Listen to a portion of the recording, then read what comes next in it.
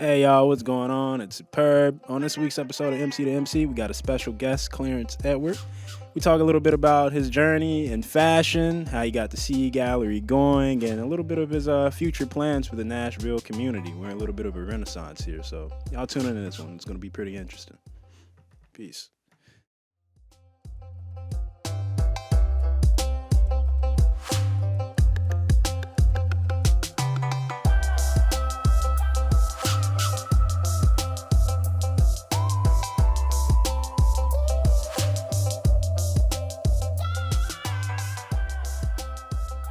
Yo, what's going on, peoples? It's your dude, Superb. Oh, Tom. And we got a special guest today, Clarence Edward of the CE Gallery. What's going on, man? What's up, y'all? Taking the shades. Thank you. Looking That's my fresh. signature, man. Yeah, you know, I'm always on a post somewhere like, hey, man, fly, bro. You know what I'm saying? Come to one of those them little wineries or something. With you, bro. You be out there, bro. I do, man. Boss lifestyle. Yeah, man. So let the people know a little bit about who Clarence is, man. Again, my name is Clarence Edward, founder of the CE Gallery. It's after my first and middle name, Clarence Edward. And speaking of the shades, in my logo, I have two dots. Yeah. Umlauts or accents. It's kind of represent eyes. So this is a part of the whole thing. Yeah. So I've been wearing like red shades for years. So it's part of my look. Yeah. When you take them off, are you like, whoa? Yeah, I prefer to see red. The world in red. Yeah. Like a bull or something, man. I love that shit. Nice. So CE Gallery, okay. How long has CE Gallery been around? So the CE Gallery specifically opened in February on accident. I wasn't going to open until like after COVID, like in April. But I wanted to test the space out, so I did a pop-up like one day show with this artist named Alex Reyes, and it was a lit show. And then Nashville Scene found out about the show, and the show ended up lasting about 2 weeks, and I've been open ever since. So I didn't get to have. So it came this year. Yeah, February of this year. Yeah. Wow. February the 12th specifically. I would have assumed that it's been around for like a minute, just by all the people that be coming through and like the for events real. that happen. Yeah. Yeah, That's impressive, man. Thank you, man. Yeah, we Thank you. came last Saturday. Yeah, we went to Saturday. the Ronin, Jado. Oh yeah. Yeah, that event that was live. Yeah. You know, before I decided to move back to Nashville, I did like extensive market research on what's going on in Nashville before COVID. Yeah. And I knew what was going on like through Native and sources like that, but I really did like a lot of intensive research. I asked people, I asked bartenders, I asked, because this was like during COVID, so nothing was going on, but service workers were still working. Yeah. So this was a great time for me to like go to those places like on Thursdays at 6 p.m. when no one's there, and like literally pick their brain like what was Nashville like before COVID, and what does Nashville need. So when I open, I'm like, I'm going hard every week. And that seems like a good accident too, because it kind of like you just had to start after that. Yeah. So, I mean that worked out well. No grand opening, bro. I'm curious. You know what I'm saying? I don't want to make this episode about Terrence, but I know he does the PSV, my brother. PSV store. Now, did that come this year too, or has that been? Yeah, he opened before I did. Yeah, I think my brother opened in December. Yeah. Wow. So y'all just, because that store is lit too. I've been on a couple events Oh, yeah. over there. So y'all both just came and set up this stuff like within. That's crazy. You know, it's bro. why Like, we've been doing this. It's like I've been doing shows since 2011. Yeah. Like I started in Memphis in college. Yeah. I would rent out vacant buildings, and I had to come up with an internship in college. Yeah. In Memphis, I wasn't finna do UPS or FedEx. Yeah. I mean, I'm gonna fail that. So I just created my own I created my own internship. So Memphis had a lot of vacant buildings. So I've been into the whole idea of like converting vacant buildings since 2011. And me and my brother been doing shows just for years. Yeah. And people who like back then, like 2012, 13, I would come home for holidays and we would like rent out spaces and have shows. But a lot of like people we went to high school with would come to those shows. So we've been doing this for a long time, actually. So y'all were doing events together. So I think I heard you mention that y'all are in New York or something for a little bit. Or I lived in New York. yeah, you're in New York. Okay. So what was that? What was going on out there? Were you learning stuff for events or whatnot? So New York was always my goal. It was Yeah. a dream. Like, I'm going to New York. Like, I took a detour after college. I went to Atlanta briefly, which I'm glad I did because I got to experience like black excellence. Yeah. Like, I didn't even know that level of like success was a thing. So which helped me. It helped me build confidence. Yeah. So when I got to New York, I knew that there were levels of success beyond what we saw on TV at that time. Yeah. So, but New York is always ideal. Like, I want to be a galleryist. So you kind of just got to be in New York. Like, Art Basel is the #1 art fair of all art fairs. So it's founded in Switzerland. Then they have a Miami version. So I spent a little time in Miami working for Art Basel, and then one of the directors was like, "Yo, Miami is not your market. You need to go to Brooklyn." I'm like, and I was devastated. I'm like, I'm doing a good job. She was like, "You fly, like, but you don't speak no foreign languages. It's like they not getting you out here." And she was right. She was right. And when I got to New York, I was like, "This is my tribe." Yeah. So that's. But I knew I always had intentions on going to New York, but I took that pit stop in Miami, Atlanta, and Miami briefly before I got up there. But New York. So how'd you like New York? I loved it, man. For a while. Yeah. I haven't got to place. go yet. I definitely, that's like the last one on my list of like where I want to go. You gotta go. Visit. I recommend everybody go, especially if you're in any form of artistry. You kind of just it's like you see inspiration every single day. Yeah, I bet. Of some sort. You just gotta do it. Yeah, because I've been to LA and it was cool, but like I feel like I'd like New York more than LA. LA's cool. It's just it's intense. That traffic. I don't know. I feel like traffic's terrible. New York's probably more intense, I would say, isn't it? Well, I haven't spent a lot of time in LA, so I don't know. I do know that I specifically love and I gravitate and I'm invested in artists in New York more than LA. Yeah. Just from like social media and stuff like that. I've noticed that they probably just different levels of intensity. New York is definitely intense, especially like my lifestyle. Like when I was working a 9 to 5 the entire time I was there. But after 9 to 5, I threw my chucks on and I went to Brooklyn. So it was like I was working. So I was double timing everything because I had a goal. I was like, my goal while I'm here is to absorb as much as I can because I'm gonna take it back home. Yeah, that was my goal. I bet you learn a ton somewhere like that. Like I can't even imagine. Yeah. I got a master's in. Okay, so coming from New York, so how long ago was that when you came back from New York? So it was this past Thanksgiving when I decided. I said I'm leaving New York because I literally was on my couch and New York was just a wreck at that time. Yeah. So I went back to Atlanta briefly for like a week just to do some market research because I was initially going to open in Atlanta. Yeah. I was like, let me go to Atlanta where the new money is. Like everybody always Hollywood thinking. Over there, yeah. Then I went down there. I'm like, yo, Atlanta does not need me. Like I would get washed in Atlanta. It's like there's a gazillion of me. Then I came home for Thanksgiving and I'm like, I keep hearing about Nashville. Nashville's on everybody's top 10 list, but I don't know why. So I'm just going to take this chance. Now I get it. Nashville lit. Nashville is lit. So That's good to hear. It is. It's an interesting timeline to me. So you come back around November last year from New York. Then within like a few months or so, you've already got CE going. So like within that, like first like 3-4 months of planning to this, like, I mean, okay, you were hitting like the venues, you were hitting like the bars and stuff, asking the questions like in a month. Oh, that was that's all in a month. Yeah. All in a month. Like December and the December and up until end of December up until I guess end of January. Yeah. It's almost 2 months actually. So you go straight in. So like no team or nothing, like it's just me. You want to tell you what I did though? Yeah. When I knew I was gonna have a gallery somewhere. Yeah. I knew about all the programs I was gonna do. Yeah. I just didn't have a location set in stone. But this is years of me prepping for this. Like I haven't even started yet. Yeah. National oh my God. Wait till I get some money. It's a wrap, man. Yeah, so it's like a month. But what I did was I intentionally drove from New York back home. So that 16-hour drive literally mentally prepared me for how I'm about to execute when I do Nashville by myself, and that's a therapeutic experience I recommend for people to do. Absolutely, yeah. Okay. I love long. Yeah. So I want to bounce back on that. This is just kind of for like listeners. This is more of like a motivational thing. So I know earlier you were saying you created your own internship.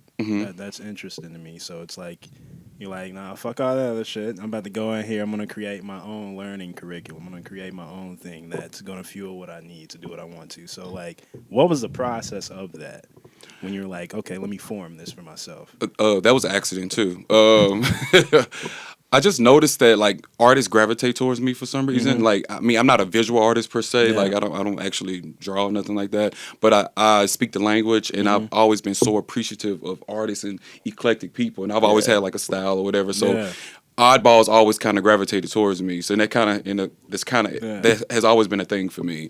And so I think it was my senior year in college. I'm like, I was looking. I was at a house party or something, and I was looking around. I'm like, yo, I'm in a room full of a lot of weird ass people, and what can I do as a person who's like, I guess a little scholarly, who speaks well, and I worked in sales, and what can I do, because none of these folks want to do no paperwork. They just want to show their art. Yeah. I'm like, and I literally was at the house party drinking like solo cups, drinking some Hypnotic, back then, stuff like that. And I was like, yo, I'm just gonna like rent out a spot and put all their work in there and just let them be, and let's all just make money. Like, so that's how it started, like literally. And then I pitched that to my director at the time, and she was just like, well, you got a few months, let's just do it. Yeah. So that's how it started. Great. So the first show was an art show. My very first one? Yeah. I did 4 in Memphis. Big. It was 400 people. All of them. So from like the art show, what were some of the other events you kind of moved in towards that? Well, it wasn't only an art show. Yeah. My first love is fashion. Fashion is my I can tell first. you. Yeah, we're gonna get into the fashion.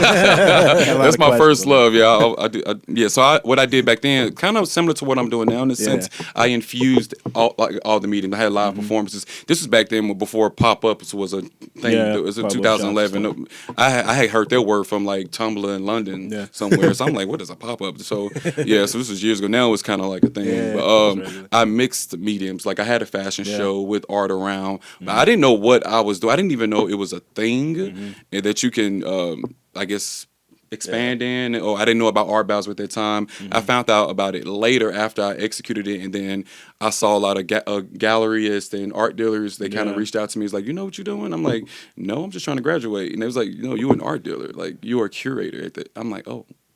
And I just kept doing it. So it's such a funny story. It's just like a lot of shit just happened. Like just that's a perfect way for it to happen. That's the way, like natural. Interesting. Yeah. Then when I went to Miami for Bowser, and I'm like looking at people doing exactly what I'm doing, but at a higher level and making so much more money. I'm like, this guy just sold a $75,000 piece right next to me. Like, wow, I'm not stopping. Yeah. For sure. So I saw it, and I was just, I didn't speak to nobody. I didn't say nothing. I was like, because galleries, especially at that time, was very intimidating. Like, it was not a thing. Before social media, people wasn't into art like that. Art people were weird. Like, you know what I mean? It was just, and so I would just go in there and just be a fly on the wall. Even when I would go to the art crawls in Nashville back in the day, we can talk about that too. But like I didn't say nothing to them. It wasn't as welcoming, and I would just sit there and I would just be looking and studying. And I'm like, yo, I'm about to turn this up. Yeah. Okay, that's interesting, because that's actually something I've been kind of pondering on out here, the art community out here. I know there's like a lot of other galleries and stuff around the town and stuff like that, but it's also a different kind of community. So it's like, what's the etiquette with that? Like, what is what are kind of like the way they perceive and view things, like especially like trying to connect with that art community? I may not be the one to ask that. Because let me tell you, let me just go on. Back in the day when I came back to Nashville briefly. I want them all to hear this. I applied to a lot of those galleries, and this is before Black Lives Matter. So they didn't want my black ass at the front door. Let's just be real. So they did not want that back then, and and to this day, I still got a little feeling towards them. So that motivated me though, because I said, okay, they don't want me in this space. Like I'm fresh out of college, like. I'm not finna make them no money, especially with a lot of clientele. But I was like, you know what? I'm gonna go to New York and get this energy, build my energy up. Like you kind of just gotta go. Like I was telling you, gotta go to New York and get some credibility. So when I come back, I'm coming back without, and I'm not seeking your validation. I'm just gonna go to Madison and do me.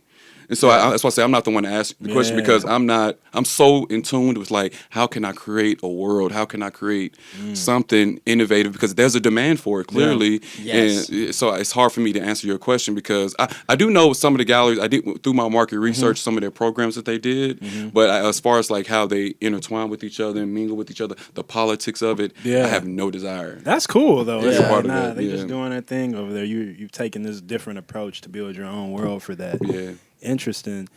So like with the CE gallery, like compared to all these other things, were there like, so when you came back from New York and you were doing this research, okay, were there like certain galleries and stuff that you saw where you're like, okay, these are the things they're doing, and this is how I want to tackle it? Were there like some different thoughts in your head where you're like, okay, they're doing this, I want to do this a little bit differently or better? Yeah, definitely. I mean, most of the galleries that I saw here through my research were doing a lot of the things in New York was doing in general. So I saw it before, but I just knew in general there was like amenities or extra things that I wanted to add to my programs in general. Yeah. Like I wanted people to know, like when you walk into my gallery, it's of quality, but you're also walking into black space, and which is not common in Nashville. It's interesting. It's like Nashville. It's such a diverse city, but it's not a whole lot of like walking into like blackness in a very quality sense that's welcoming for everybody. And I think it's so interesting. They don't like, have that for. I mean, even like Spanish community or any of that shit, like they don't have anything really. I mean, other than Jefferson Street, of course, we know the history there, you know, but not anymore. So it's like, yeah, we definitely need more of those spots. Right. We do, and it should be second nature. And I love the idea of people walking in and like, so you work here? I'm like, no, this is actually my space. So people are not even accustomed to black people owning gallery spaces in that sense. I get it every single event. It's like, you know who I got? Sometimes I just let it ride because I be tired. I'm like, he in here somewhere. I don't know who he is. I don't even feel like saying nothing. But that motivates me, man. That's so funny. It's awesome. Because I remember when I first met you at that, which event? It was the one with the fucking sexy ass event. With all the girls the erotica. Yes. The girls on the beds and all that. That shit was fly, bro. Yeah. Like, that was, but yeah, I came up to you. I was like, hey, man, how you been? You was like, oh. He was like, do I know you? He was like, he came up to me like he knew me. Right. Like, he was like, oh, you the owner. I was like, oh, shit. That was cool to me, too, because I'm like, damn, bro, like, this guy's out here doing something dope. Like, this is an art gallery. This is a dope event. Like, oh, you the guy who's running the space. That was cool to me, too, personally. So, cool seeing that. All right. So, I want to move into the fashion. I got a few questions, man, about the fits, man. Okay. So my guy be out here dressed up, bro. So, what's the history with that, bro?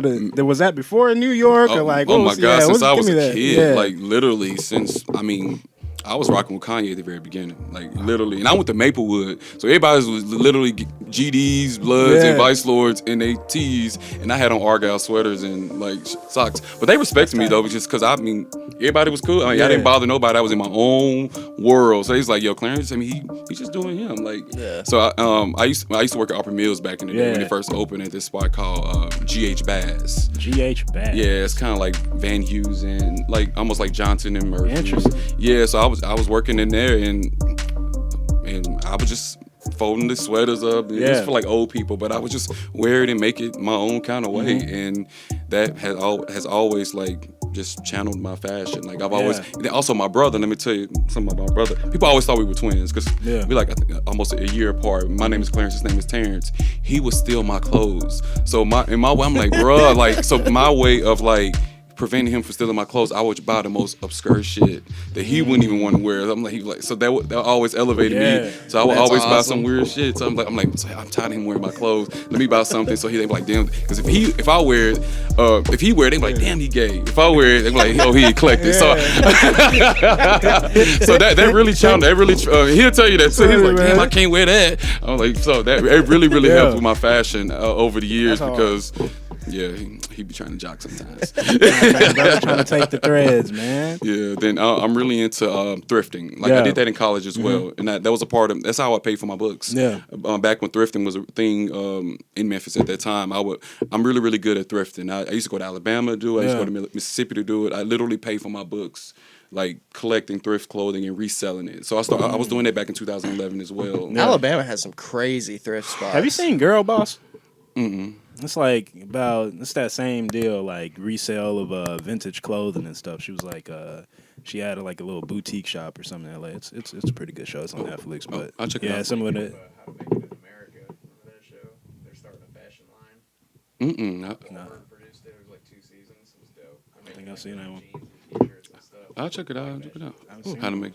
I haven't seen that, but yeah, that channeled my fashion, and it's interesting now to see Nashville be this whole vintage hub now. Because I remember when it was only just Local Honey back in the day. If you remember that, when right around here. I think. Local Honey's right around Yeah, here. right around here. I remember that. And they used to go to New York and get their pieces and bring it back down. I'm like, yo. And they were my inspiration when I did it in Atlanta and Memphis as well, briefly. I remember that. And now to see all these locations, I'm like, look at y'all. Y'all so funny. I was wearing these bolo ties in 2011. Y'all. It's so interesting to see it, man. Yeah, the whole thrifting thing is very interesting now. Yeah, a lot of people are on that wave now. So like, all right, from fashion, man. So like, are there any plans with the fashion or anything like that? Fashion line, anything definitely, like that? man. Because I went to all the thrift stores out here to see the collections. See, I do it in a way that you won't know unless I tell you it's thrifted. Yeah, that's how I do my stuff. I'm very, very detailed on how I buy. I don't just I'm not gonna just look grunge. I look at every detail of the pieces. Yeah. And so I've had collections, like whole racks. And I'm like, and people thought it was, but I'm like, no, I actually, if it's a cut, I'm literally sewing it back up myself. Like I'm really into it. But with men's, it's very hard. It's hard, and I noticed like most of them, a lot of them are trash. I ain't gonna lie, they not good buyers. When it comes to men's, it's like women. It may be easy because they can be more. Well, I guess. It's just a lot more options. Yeah. I was about to say, I feel like women have a more assortment of options. Even their shoes and stuff like that. I find myself, I'll buy like some women's shoes with like a cool pattern and like a bigger size for like men or something because they won't have them in regular men. Right. We don't get the cooler options. I swear we don't. It's true. So I'm thinking about getting back into, collecting men's because I found some dope pieces over the years, man. And I'm really good like bedazzling and making it look modern. Okay, I'm thinking about it. I'm thinking about it right now. I'm building SOPs and logistics. I got a team now, man. It's not even me no more. I'm gonna have to talk to you more on that. That's rad. Standard operating procedures? Yeah. Standard operating. Forgive me. Yeah. So I'm working on procedures and stuff now, man. My business is doing well. Out here, man. Hold up, man. Who am I talking to? And I'm glad. You said earlier about like there's a demand for it now. Like. Yeah, I feel like I've been here for around 5-6 years now, on and off. I've been back and forth from home, but what I've noticed is there's like definitely a rise of like artists around here, and I feel like there hasn't really been anywhere for them to go necessarily. Like when I walked into that venue last week, I was like, "Oh, this is sick!" Like, yeah, thank you, man. Like this feels like a good place for like anyone to showcase their art, like from like art stuff to like music, anything. Like I felt like the layout and everything, it just felt like right. And yeah, that demand, I was like, yeah, there definitely is a demand, more than I would have thought like when I first got here. Because when I first got here, I was like, oh, it's country music, like there's some video stuff, because like I come from the video world. So yeah, I'm definitely excited to see more like embrace of that. It's definitely pretty exciting. Through my research, I noticed that too. Because I went. I'm telling you, I went everywhere. Like I went to. They gotta pay me. Scholes, Prentice Alley. I went to. I'm about to say a lot of names. I went to a lot. I went, and I noticed within. I remember years ago in Nashville, I would go to like these hood clubs and stuff. I'm like, why am I here, man? I'm just like, because I feel like it wasn't no options at that time. But even to this day, I would see within these crowds, I'm like, that's the artist right there. Here, I'm like, that's the artist right there. That's art. They just waiting on somebody to create space for them to go to that's very comfortable. And that was the cool thing about going to that is like we met so many people. Yeah, they were just like dope as hell. Yeah. Just like the dopest people. Hey man, shouts out John Stamps, bro. Oh yeah, fire, cool, man. I'm gonna be at that. Yeah, I'm coming to that Boot and Scoot Wednesday, bro. Yeah, he cold. Hey, you sliding through to that? Yeah, I'll be there for sure. Okay, all right, bro. And the Y2K party at Exit In too. All right, I'm rocking the full cow print fit that day. That's happening. I have to thank John Stamps too. We I think that was one of the first collabs that I did with the Y2K event, and we brought out numbers. And that was my goal for that one specifically was to like I needed eyes in the space. I needed people to see the space. I'm like, so let's do it. Like Y2K is not my thing. That's not my year at all. I'm a 70s kid all the way. But he's so passionate about that. Yeah. And so we did that and we got numbers. And I think that's what helped get the buzz out about the space because every single time I create an event, I change the ambience every event. Yeah. Every time you come in, it's gonna look completely different. And I noticed that's I guess in Nashville, it's not a thing. No. People just keep Yeah. it whatever it is. Yeah. The That's what Budweiser it is. sign gonna be there forever. Like, but not me. Like, I noticed. I'm like, damn. Years ago, this shit is still the same. Yeah. But for me, every time you come in, it's gonna be a completely different ambience. And my goal with that is that what I notice is people here go to the same places they feel comfortable going to, and people kind of sort of. Act accordingly to where they are.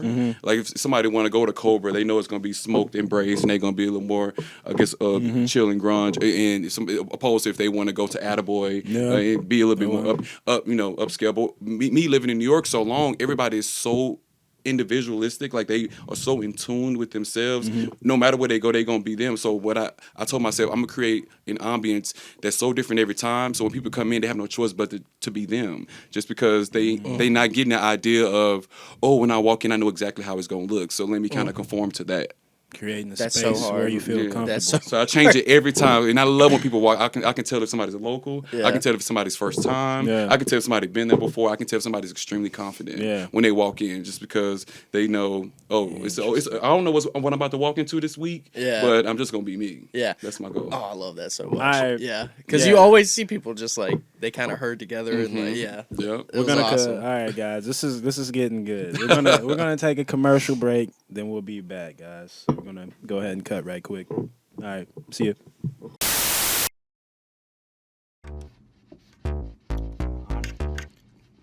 Can't find a producer that fits you? Come on! We've got beats for that.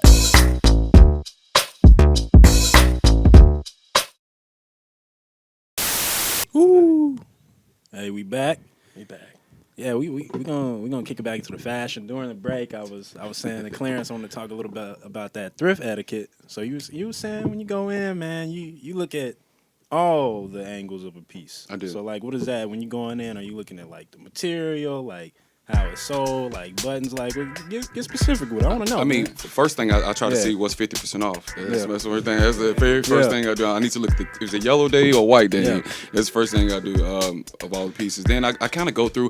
I'm really into classic pieces. Like I love the idea of like something that I can wear as long as possible. I also shop on.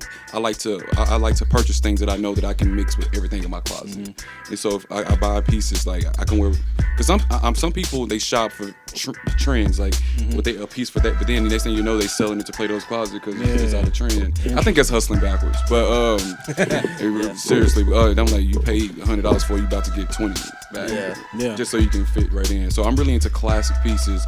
And so in thrift stores, I mean, kind of embody that. Like a lot of basics, a lot of pieces that you can mix and like wear with layers and stuff like that. So I'm really into. That's always the first thing I'm looking for. And I'm always looking for like eclectic pieces, like unique. That one particularly, but typically that I only do that with like furniture and stuff like that when it comes to thrifting. When I need something mad eclectic, because it's hard to find that now. Because a lot of the boutiques, they have people who go in every day looking for pieces they can take into their boutique. So they kind of wash the whole general view of thrifting out, because these boutiques then they upsell it for like 300%. I'm like, so that whole industry has changed over the years with that. So now at this point, I kind of go to the boutiques and just pay their upsell, because they save me time, because I know they already went through all the thrift stores for what they have. But any shouts out? to thrift store. Like any like boutiques you favor out here? Like Black Shag is cool. I go to them. I have this party called Foxy Brown Live that I would love to talk about that I do every month. But I go to Black Shag for those pieces. And they know when I'm coming to. They like they literally like Clarence, we closing for like 45 minutes, but we knew you was on the way because they do a really good job at like picking out like unique pieces. Like timepieces. I know a lot of bands go to them to get their pieces for shoots and stuff. So I want to shout them out for sure. Like they my favorite. Anaconda is a good one too. They do a good job. And Anaconda is cheaper, much cheaper than Black Shag. But Black Shag, it's almost worth the price, because I know for a fact I'm not gonna find that piece nowhere else. you're getting a quality piece though. Yeah, for sure. Yeah, definitely. Yeah. So those two I want to shout out. Definitely. That's cool. That's cool. So like So what about like upcycling on some of these pieces? Like you're saying, like you actually sew or like hand sew? I can fix some pieces. I can fix fix. pieces I can up, fix. yeah. If there's like a button or something, I can. Yeah. So when you're going in, like I'm just curious, because I'm kind of getting into building pieces and stuff. More so like upcycling in a way I would like to get more into sewing because my mom comes from a background in like sewing and stuff. She actually went to TSU. Okay. So like, you know, watching her, I'm like, I feel like kind of at this point in my life, I'm like, you know what, let me kind of see what I can make. And it's almost that thing where it's like when you're trying to like back to the eclecticism of it all, like trying to make something that's unique to you and something you know you're not going to necessarily maybe find in the store. Like seeing that piece and like, okay, I like that base of that piece. What can that turn into? Yes. So I've kind of been working with like painting on clothes and stuff like that Okay. to see how that works, or buying patches, just hand sewing them on and things like that to kind of make some things I feel that are more unique to me. So is that necessarily how you're viewing it when you're going in with certain these pieces? Like maybe there might be some ones where, okay, you just like how they are then, but then there might be some where you're like, maybe I could make a collection or something out of that. How's it working when you're doing that? It's typically I don't want to put too much effort into pieces. If I find a piece, I just want to change a button. Honestly. Yeah. Otherwise, I'm like, nah, I'm not ripping up pieces like that. That sounds like a lot of time. I can't do that. But I get the whole idea of being trying to be unique in that sense. But for me specifically, I'm looking for just something a unique piece because I don't like the literally what's one of my biggest fears. We all got our own little small quirks. Like I hate that. I cannot fathom being in a room of people and somebody has on something to have on. That's a huge fear of mine. Like anxiety level. But you know, we all got our quirks. We all got, and that's a very big quirk for me. Like y'all look around, I'm like, that happened to me one time and that was prom. And I literally left. Seriously, it gives me anxiety. You left prom? I left prom. Yeah, he had the same suit as me. That's like the hardest story ever. Yeah, that is super. I'm dead ass serious too. Yeah, so that's a big fear of mine. So I go literally looking for unique pieces, but I also get my basics too. If I need like a basic sweater or something, and you may find like back then like a J. Crew sweater that's literally the exact same J. Crew sweater in the J. Crew store. I got it for $5, and I take it to the cleaners and I just freshen it up, and it's the same thing. I don't. Yeah. Being fly does not cost a lot of money. No, it doesn't. It does not. Like people keep thinking, I'm like, I can't fathom just going into Gucci and like, just give me that off the mannequin. Like, that's just whack to me. Like, I'm, and that's what I love about East Nashville specifically because folks are just so fly in their own style and it don't matter. It don't matter where they got it from. It's like some people don't need that. But and I learned that in Atlanta because I worked in fashion in Atlanta, and they needed that Gucci. They needed that Louis to validate them. And then I would think I would go to like 5 points, and I'm like, this person 5 points would like, I'll slay you. Yeah. And they probably spent $10 on their outfit. So it's wild. Yeah, I feel like it's the vision nowadays that you put into the clothing. Yes. Like, it's not necessarily the money. Like, what's those patterns looking like, right? How are you trying to express yourself, man? Like Dapper Dan says. Yeah. Cool. He was like, man, free, like fashion. It's like, how can you tell? Fashion is very subjective. Like, we get lost in like the name brands and shit like that, but like a guy like Steve Jobs, for example, like he would rock the fucking jeans and the same shirt every time he's doing a lecture or something. But that's like his swag. That's his style. It works for the Apple world and what he's trying to like convey to his people. So like, it's always been interesting where it's like, nah, man, like the fashion is the experience that you're creating or the brand that you're building. It's not necessarily the name brands and things like that. So I definitely agree with that. I'm glad you know that because, man, a lot of people getting hustled, man. I've seen people buy $700 shoes. They literally can buy the exact same pair of shoes for like $50. But I get the idea. Some people love the idea of like what no one else has. Yeah. I get that. I understand that. That isn't my ministry. I don't care about that in that sense. I just like to feel comfortable. Yeah. I like to be unique in my own realm. And I'm really into like Lenny Kravitz. Like I love his fashion. Since I was a kid, I'm like, who is that dude? Like I'm like, why is it like nobody like him? Like so I've always studied his fashion. His music, I don't know much about his music like that, but his fashion, his imagery. Be swag, Yeah. So I've always been into his style. And it's just how it flows, man. Interesting. What's the craziest piece you found? Oh man, I found so many. I lost so many pieces, man. The craziest. I would have to say, I could only think of a recent one. This is the vest I have that's mad studded out, like literally, it's heavy as shit. Like and it makes me feel like I'm really into like those movies where like hierarchy and like the Well, prince like and the the king. ancient, Yeah, like, those royalties. Yeah, I'm really into, and it man. makes me feel like Yeah. I'm the king of like my own little castle or something because it's so heavy. It's a very heavy piece, and I think I found that in New York. I wish I could show you a picture of it. But yeah, it's mad studded, got a lot of metal on it, and I'm really into that. So I love that medieval kind of, and I guess the level I'm trying to go to I next love with ancient fashion. times. That's Yeah, hard. yes, That's hard, bro. bro. I'm really into that. Oh, and which is hard to find. Yeah. Like literally, yeah. Were you looking for that, or you just stumbled upon it? I just stumbled upon it. That's the best way.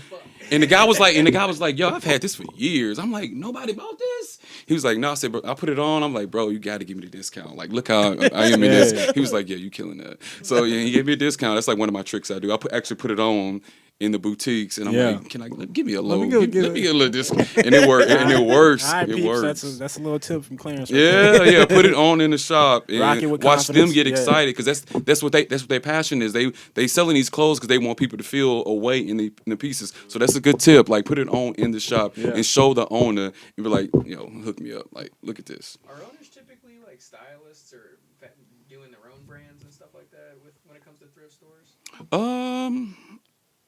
In Nashville, I think a lot of them are kind of targeting. A lot of them doing a touristy route, like kind of like Austin. They trying to like cater to the tourists in the whole Western feel. That's why you see so many of those boots in there. So I can't give them that. Local Honey used to kill it back in the day though. They were one of the first. I have to give it to them. Yeah, right. It was out here in Belmont area. Yeah, that's right over here. Now that they like a hair salon now, which I love. That story is amazing because I remember they were a venture shop and they would be upstairs doing hair. I would smell it and I'm like, what is going on? So I think that was really their main venture. thing. Yeah, leeway into them. All these years later, I'm seeing all these locations in Nashville, and which makes me excited to pursue my business. I'm like, yo, look, I actually seen it happen. I'll support it. I used to go there all the time, and to go to Gallatin Road and see them in this huge fly space, and to go to Instagram and they got like 50,000 followers. I'm like, I remember when they was just selling vintage clothing. I had to come back to Nashville. I'm like, man, folks out here eating. Like, why not? Yeah, Man, that's crazy, man. Goddamn, I feel like that's a whole nother episode. Just all that, but like, you brought up the Foxy Brown events. Yeah. I know you wanted to talk a little bit on that. So what goes on exactly with the Foxy Brown? So events? Foxy Brown Live is this was really inspired by New York. Like I had to do. I said when I create this gallery space, I need to create a safe space for people to be freely express themselves, to wear whatever they want, because it's not a lot of spaces, like you said. There's not a lot of spaces out there where people can just be free. And I noticed right now, we love the whole idea of nostalgic and how they were operating in the past times. And I'm a huge fan of the 70s, the Studio 54, the Grace Jones, and all those people. I'm a huge fan of that. And like you talk about Renaissance is happening, and there needs to be space where people can just come in and just have those kind of conversations. Also be fly as they want, not give a fuck. They want to do their drugs. No one. It ain't my life, but if it's your thing, do your thing. It's like. And Foxy Brown is exactly what that is. It's like literally, I go hard with the design. Like we literally sit down. Like our inspiration for the last one was the album cover of Childish Gambino, Awaken, my son. So we literally really sit down and think about how can we convert this space to be, I guess, an oasis where people can come in and just be. Like I have, shout out to Taylor and Chelsea. They have this company where they sell lashes, and then they come in and put glitter on people and diamonds and rhinestones just to help make people feel so comfortable. Like and then, body art type deal. I wouldn't say body art. It's just a little soft. Because by the end of the night, everybody got it on them from hugging each other. And that's one thing I noticed. I'm like, it makes you part of it. You walk in, then somebody new walk in. It's like, okay, who the hell? What is going on in here? Like, this is a vibe. Let me loosen up and just be. And I also, Foxy Brown is so special to me because, like, through my, I guess, body language analysis of people, I know that there are a lot of introverts who just want to come out and just sit in the corner. And I'm okay with that. And then there's some people who want to just come in and just sit down and watch people. So I literally create different ambiances. Like I got a smoker section outside that's cool for the smokers. I got a section upstairs that I make really dark and dim with pillows for those introverts who just don't want to be around people, but they want to just observe people. Then I got the dance. They don't want to be around people, but they want to be around people. You know what I mean? Yeah. So, and it's really, me and my team, we really sit down. It's like, yo, how can we make this like option for people when they come in? Like, I want to come in. Oh, let me go dance, but now I really, really want to relax. But I still want to feel like I'm a part of something cool, and I make it completely different. Each ambiance is so different. That's interesting. I actually want to pick your brain on that because, first off, now that you just said that about the whole Foxy Brown event, how it is based, that's interesting because I almost get like this, like Andy Warhol kind of like factory vibe or something when I come in there. Like I get that now that you say that. It is like this space where like a bunch of creative, because it's like people from like Nashville that I was seeing there. I'm like, okay, they're a little bit out, but they're still coming to this place, and there's all kinds of different kind of people there and stuff that you're meeting. So I mean, so many people, bro. Yeah, that's interesting. So all right, so on the events side, throwing of your brain, because it's like, yeah, people throw events and stuff at CE. So like, but when you're getting your own events together, like, what are some of the things kind of going through your head before you like set that event up? How are you planning it out? How you go about that? Thank you for asking me. I definitely want to talk. I want that to be an emphasis. So with CE Gallery, I am primarily an art gallery. I have to let I always have to let people know because I'm being bombarded with music inquiries. Like, which my dumb ass. I was 16 hours from New York to Nashville. I did not think about the idea of like, bro, folks are going to want to have musical performances in your space. I didn't even think about that. I'm a fool. I literally was thinking about how am I going to create an ambience where every artist that comes, visual artist that come into my space, they are fully represented. Yeah. And that's one thing that's not common in Nashville. There are a lot of art crawls and like group shows, but there are not a lot of like shows when you walk into this space and you walking into what their artist was like creating throughout their process. Like when artists are creating, they want you to feel something. Like when the artist is in the studio, he like, yo, this is what I want this person to feel when they see my work. Yeah. So it's my job as a dealer, curator, to make sure when people walk into the space that they feel what the artist is trying to project. Yeah. Opposed to just going into a gallery and you just see white wall, white space. Yeah. I want to go beyond that. I want to be able to. If you want the sound to be of aquatic, if you want the smell to be of something, like I literally go through every sense with all the artists that way, and they'll tell you that too. I'm like, yo, so if you're gonna have food, you don't like olives. I'm not gonna have cheese and olives at the gallery like most galleries do because it's cliche. If you want some Cheetos, bro, let's have Cheetos and Skittles because that's your thing. And I tell them that too. Flaming hot. You know what I mean? Yeah. I'm like, so because I want people, and that's like my passion. I want, and I know that's my gift is to help artists fully express themselves. So I want people to know that. So in creating to answer your questions, when I'm creating my programs, we really think about, okay, who are we working with, and how can we make sure it's fully expressed, and how can we make sure that anybody can come into the space and feel comfortable. And that's the biggest compliment I have. People like, yo, I don't know what you got going on, but I know when I come, it's going to be a cool vibe, no matter what event it is. I'm going to feel safe. I'm going to feel cool, and I love that. I heard a few people say that to me there. It was like, yeah man, like, what, shots out Shea by the shot. Oh, yeah. We went to college together, too. Oh, really? Yeah. So he been supporting me since the very beginning. Yeah. He's a good source that can let you know, like. I did a youth camp with him last year. Oh, he's awesome, man. Yeah, he's Shea's awesome. cool. Like, he's gonna be big. Like his brain. I can't wait. We're gonna work on something big together. I feel it. Shay, he was saying that though. He was just like, yeah, man. Like I always come through to a Clarence Edward event. Why not? Yeah. I'm like, okay. Because I want to make sure it's on point. Yeah. Like it's gonna be on point for sure, and it's gonna be something like I'm so like focused on creating a world that it's gonna be something that you've never been to before. I'm gonna try my best in the sense of because we really try to strive to like make sure lighting is good and make sure the music is like a variety and fits a vibe, you know. So yeah, that's what we do, man. But the programs and events. I also do let people rent the space, but everyone has to submit a proposal. Everyone has, because I'm a firm believer in, like, if you're passionate about what you want to do, like, you'll take the time to like think about it. Yeah. And I'm not just gonna let anybody rent the space because that space is very sacred to me. And I always have to remind people like this is an art gallery.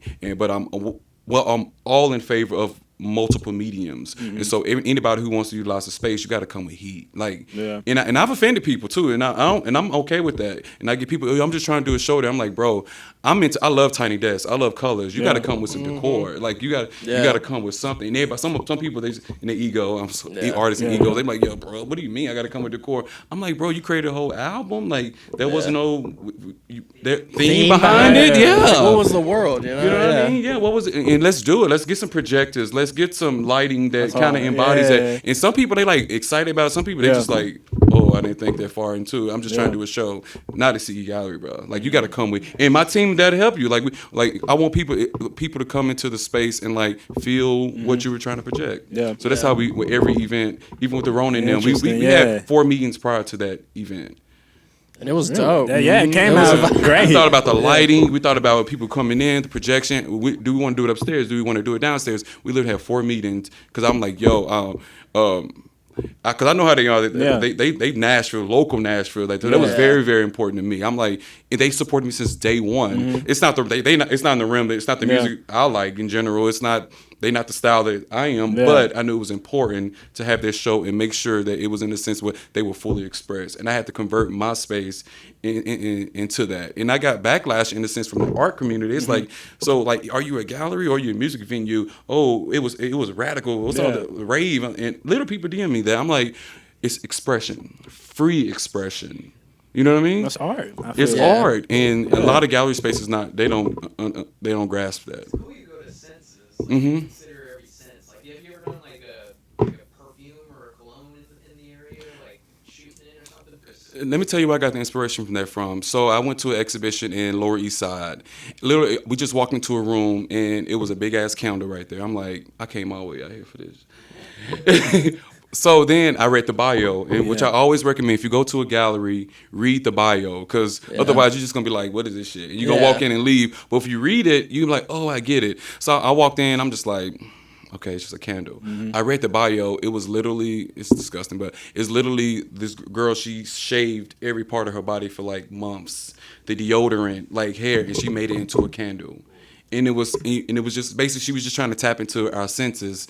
When you walked in, you smelled something. It didn't smell like bad per se, but and I was like, wow. And I've been to hundreds of exhibitions. I would never forget that one because it triggered a sense. So ever since then, I'm like, yo, I'm tapping into senses. Yeah. So, well, you can try to copy that, but good luck. I mean, senses are like, they're always linked with memories too. Yes. So it's like if you smell something, it can like take you back 20 years. Yes. You know? Yeah, that's definitely I like that. That's how we go. We really go hard. Anybody I've worked with so far, he's like, yo, this is. That's cool. I didn't know that y'all are that involved with the Ronin show. I thought that was just what they kind of came up with. Nah, that was a collab. And I let them be free. I say, tell me everything y'all want to do, and it was a lot. And I'm like, okay, how can we tailor it to make it real unique, because I know it's very common in Nashville for a lot of people to come together and do a show. Like it's a very common thing. Then they want vendors, they want, but I'm all about longevity, and I'm like, yo, let's channel this and make this multiple events, opposed to just one huge event, and let's tailor it. And we did that. So now I would love to work with them again, and we got ideas where we can do 4 or 5 events with their group because we were able to tailor how they want to express themselves. Wow. That's so cool, man. Yeah, and I did notice that, like downstairs there was like this they were performing, and it was just like rage, like everyone was moshing and everything. It was awesome. Then outside it's a different vibe. Outside it's a totally different vibe. People are just chilling, and then you go upstairs, people are sitting down drinking. Like it was like each little place had like a little area where people could like be themselves. It felt like that was definitely, because I was like, yeah, I kind of want to sit down for a minute, you know, just chill for a minute after that. Like that was crazy. Yeah. I was like, I'm gonna chill for a minute. I love that, and I just love the idea of that, because I get bored easily too. So it's like sometimes I just need to take a break from things. Yeah. So that's partially why I created it, the space in general in that realm. Yeah, I love the multiple floors and everything. It feels great. Yeah. Interesting. So I guess just getting to the conclusion of all this here. So Clarence Edward, CE Galleries. So what does it all look like when it's all said and done? Like, So my goal is to. I definitely want to have multiple locations. I'm telling you, I'm putting it into the universe. I'm trying to tap into Antioch. I'm like, I'm coming hard for Antioch. Literally, like, I'm gonna have a gallery space in Antioch. It's gonna happen. So whoever out there looking at that, check it out. Because Nashville has a huge international community, and there's no space to help bring the coolness in there. Because I literally I went to Mexican restaurants. I'm like, where the Mexican hipsters at? Like, where they hang out? Like, it's like on Broadway. I said, I know they feel miserable. Like, like I know, you know what I'm saying? Because I remember that feeling. It's no space where they can bring food. I'm like, then I went to hookah shops. I said, hookah lounges are a thing now. 4 beautiful Ethiopian girls. Like, I was like, where y'all from? They said, we from here. I'm like, what? They said, we live in Antioch. I said, I need to tap into Antioch. And so that's so multiple locations for me is where what I'm looking for. I'm really into like the idea of like secrecy and searching journeys, which are why I created CE Gallery as a speakeasy. Like it's hard to find the address. When you would look it up, like so all the locations, every event I've ever done, like back in the day, Printer's Alley, like how it's kind of secret. Yeah. I've always looked for spaces like that. So I'm looking for a space in Antioch now. That's kind of like you kind of got to search for it because you feel good about something when you find it. So I'm really into that. So that's the future for in that sense. Definitely multiple locations in like obscure areas. I would love to have a bathhouse. Yeah, I'm really into that too. Yeah. Nashville needs that. We need that, you know, especially social scenes happening, and I'm really so definitely CE Gallery Bathhouse because I have meditations on Wednesdays. So I'm really into holistic living and like every Wednesday from 8 to 10 p.m. I'm really into that whole idea of like relaxation and like I'm gonna have to hit one of those. So that's my next thing. Sure. Yeah, for sure. Any like future events besides? I know you say like the Foxy Brown. That's every month, right? Every month. When is that every month? It's kind of sporadic. I don't like the idea of limiting it. So with the events, you kind of just got to go to the link tree or you kind of just got to hear about it. Keep your eyes peeled. You got to keep your eyes. I love that. It make you feel like, you know, I love the idea of people like, what I want to do. Hey, let me go to the calendar and look and see what options I have. And I just love that. And it kind of just gets rid of riffraff. Like it gets rid of negative energy. Like. People actually want to be there for that event. Like, you know what I mean? Opposed to like, oh, let me walk down and just walk in and then you fuck up the vibe. Like, so I love the idea of people searching for my space in the events because like, I actually want to be at this, thing. So, that's what's coming up. So my Sound and Soul is a very big program that I have. It's building like crazy. And it's basically like sound bowls, and people just come in and let's fall asleep, basically. Hold on. It's every week. I'm gonna check into all this. I gotta. It's a vibe. It's a vibe. It's a thing. So we definitely expanding that program. I get a lot of people who try to do yoga there. Yeah. So I'm learning the market. I like to actually participate in things before I actually send it out and promote it. So definitely tapping more into that because I feel like gallery spaces are they make you feel away. They make you feel good, make you feel like you kind of accomplishing something. Bro, that's why people take their dates to galleries and museums. You're like, oh, I'm impressing. So it's like, why not use that energy in that space for like mental health, like enhancement. So that's something that I do for sure. And I'm going to expand on that. I'm torn between that because I do have a website, but it's private. But I'm torn between it because I'm a speakeasy, and I feel like it kind of goes against everything I'm saying. So, but I do have. Hey man, it's working, bro. I tell you what. Yeah, I like the idea of people. I'm really into grassroots and people just talking about it. So, the CE Gallery on Instagram seems to be working because that place was packed out. It was dope. Yeah. Everyone, I feel like everyone I knew was there. Like as soon as we walked up. Solo was there, and we were like, "Oh, hey, what's up?" Yeah, it's been cool. Yeah, man. I love the idea of people coming in, like what I've heard. People, I'm going in. I know I'm gonna meet somebody dope when I walk in there, or somebody I never met, or somebody who just moved here, or somebody who's like in fashion but ain't got nowhere to go. But I know every time I go to an event, there's gonna be somebody cool there. I love that. I love that, and that's how Studio 54 was back in the day. I love that documentary, man. Yes, I already know what you on, bro. I get it, bro. You're doing something great. I better tap in before I close the doors and do a membership or something, Tap in, people. Y'all missing some dope shit out there. But, yeah, for sure. Yeah, man. Well, hey, this has been dope, man. I appreciate you just coming through, man, sharing some of the wisdom, man. Showing a little of the process, man. And I know there are gonna be plenty of more dope shit coming up. Yes, If you got any ideas, any events, send me a proposal. We can work together on how we can help you execute. We got to show them that high tech horror flyer. Your patches actually. on your dinner. I'm gonna show you a little pic. I'm gonna show you a little couple things. Okay. Yeah, afterwards, man. Bro. But yeah, guys. Hey, it's been another episode of MC to MC, man. It's a dude superb. Tom. Clarence Edward, man. Yes. Hey, y'all be blessed, man. We'll see y'all next week. Thank you. Peace.